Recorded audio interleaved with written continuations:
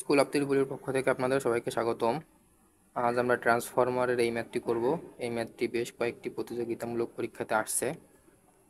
তো প্রশ্নে বলা আছে এ 25 kVA single phase transformer, the iron and full load copper losses are 350 and 100 watt.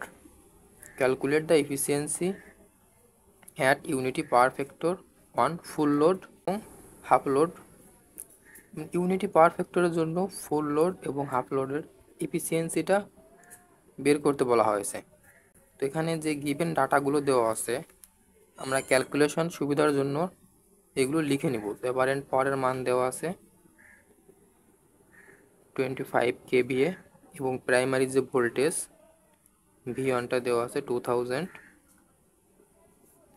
এবং সেকেন্ডারি ভোল্টেজ দেওয়া আছে 20 ভোল্ট। এবং লসেসের দিকে যদি আমরা লক্ষ্য করি এখানে দেওয়া আছে আয়রন লস বা কোর লস, একই কথা।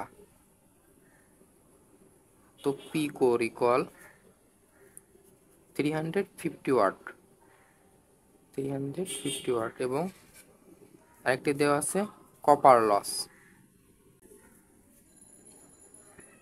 400 ওয়াট এবং পাওয়ার ফ্যাক্টরের যে মানটা দেওয়া আছে পিএফ 1, তার মানে পাওয়ার ফ্যাক্টরের মান 1 ধরেই আমাদের ফুল লোড এবং হাফ লোডের জন্য এফিসিয়েন্সিটা বের করতে হবে।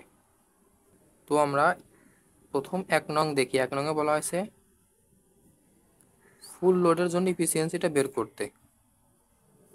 তো এফিসিয়েন্সি মানেই তো হচ্ছে কোনো কিছুর output divided by input ratio, তার মানে P out divided by P in into, যেহেতু আমরা পার্সেন্টেজে আনবো তাই 100 দ্বারা গুণ করে নিয়েছি। তো পি ইন জিনিসটা কি? তো এটা মনে করেন এখানে আমরা পি ইন এবং এদিকে আমরা পাচ্ছি পি আউট। তো মনে করলাম এখানে আমি 10 ওয়াট সাপ্লাই দিচ্ছি। তো 10 ওয়াট সাপ্লাই দিলে এখানে আউটপুট পাচ্ছি 8 ওয়াট এবং 2 ওয়াট এখানে লস হচ্ছে। তার মানে পি ইন আমরা লিখতে পারি আউটপুট প্লাস লসেস। তার মানে পি ইন যদি আমরা লিখি পি আউট প্লাস লসেস, তো পি আউট কত 8 প্লাস লসেস কত 2, তাহলে হচ্ছে কত 10।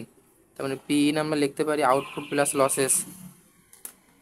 এখানে আমরা লিখব পি আউট, এখন পি ইনের পরিবর্তে লিখতে পারি P out plus losses into 100।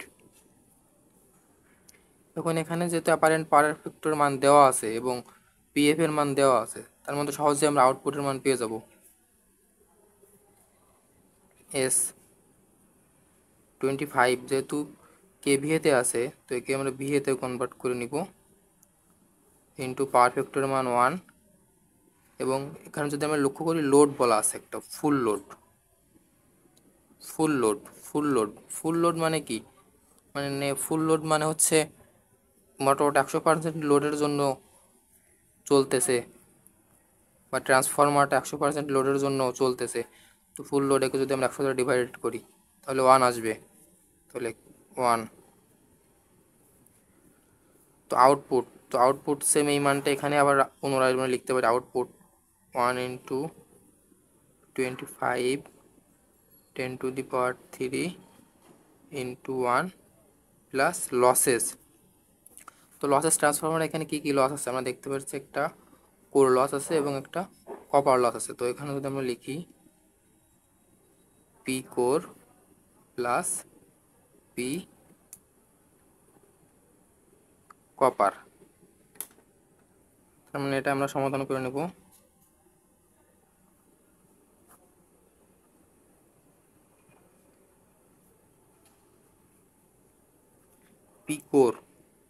P কোরের মান তো দেওয়াই আছে 350 watt, 350 watt plus P copper, যেহেতু এটা আমার ফুল লোডে চলতেছে সেহেতু পি কপার মানের কোনো পরিবর্তন আসবে না।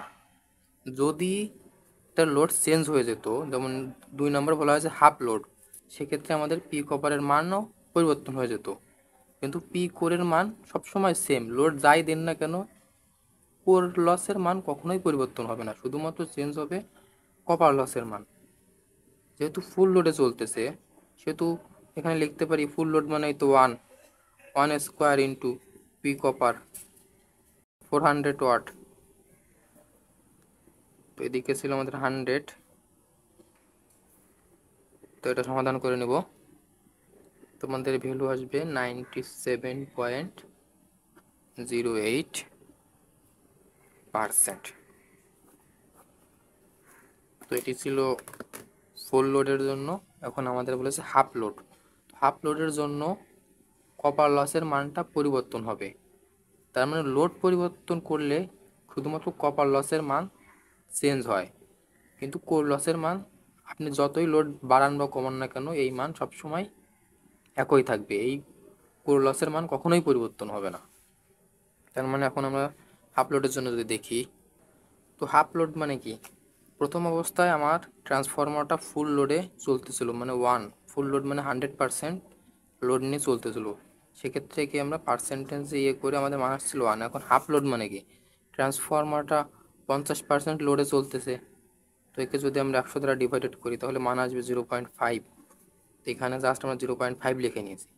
এখন সেম একই ফর্মুলা যদি আমরা লিখি, পি আউট প্লাস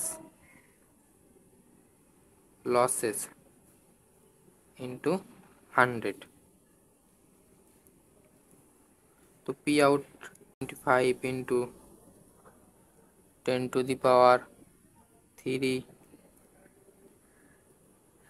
ইন্টু পারফেক্টের মান কত ছিল 1, পারফেক্টের মান সবার জন্য 1, কিন্তু এখন আমাদের লোডটা পরিবর্তন হয়ে যাচ্ছে, এখন লোড আসছে কত 0.5। তার মানে লোড ওর সঙ্গে আমাদের ক্যালকুলেশনে আসবে। প্রথম অবস্থায় লোড ছিল 1 ইউনিটি, ফুল লোড 1, যার কারণে এখানে আমরা 1 দ্বারা গুণ করছিলাম, তখন আমাদের লোডটা চেঞ্জ হয়েছে 0.5, তো এখানে 0.5 আসবে। সেম একইভাবে আউটপুট, এটা ছিল আউটপুট, আমি এটাকে আমরা এখানে লিখতে পারি 0.5 into 25 into 10⁻³ into 1 plus P কোরের মান তো যেটা আছে ওইটাই থাকবে, পি কোরের মান তো কখনো পরিবর্তন হবে না, 350 প্লাস। এখন আসেন, এখন লোড আমরা পরিবর্তন করছি, লোড পরিবর্তন করলে কপার লসের মানও পরিবর্তন হবে। কতটুকু পরিবর্তন হবে, এক্স স্কোয়ার গুণ পি কপার। তো এক্স স্কোয়ারটা হচ্ছে লোড, মনে করলাম এক্স স্কোয়ারটা হচ্ছে আমাদের লোড, তো লোড হচ্ছে কত, পরিবর্তন হচ্ছে কত 0.5, তার মানে 0.5 স্কোয়ার ইন্টু কপার লস ছিল 400, তো এটা এখানে হবে 100। তো এখন লোডটা যেহেতু পরিবর্তন হয়েছে তার মানে আমাদের কপার লসের মানও পরিবর্তন হবে। তো লোডটা মনে করলাম আমরা এক্স পরিমাণ পরিবর্তন হয়েছে, তো X square into copper loss, তো এক্স স্কোয়ারটা হচ্ছে মনে করলাম লোড, তো লোড কতটুকুন আছে এখানে 0.5 স্কোয়ার ইন্টু কপার লস, প্রশ্নে দেওয়া ছিল 400 ওয়াট, তো ওটা ক্যালকুলেশন করে আসবে 100, তো এই 100টা জাস্ট আমরা এখানে লিখে নিয়েছি। এখন আমাদের সমাধান করার পর আমাদের ফাইনাল ভ্যালু আসবে 96.52%। তার মানে মূল কথা হচ্ছে ট্রান্সফরমারের লোড যদি পরিবর্তন হয় তাহলে কপার লসের মানও পরিবর্তন হবে। লোড পরিবর্তন বা অপরিবর্তন যাই হোক না কেন কোর লসের মান সবসময় নির্দিষ্ট থাকবে, কোর লসের মান কখনোই পরিবর্তন হবে না।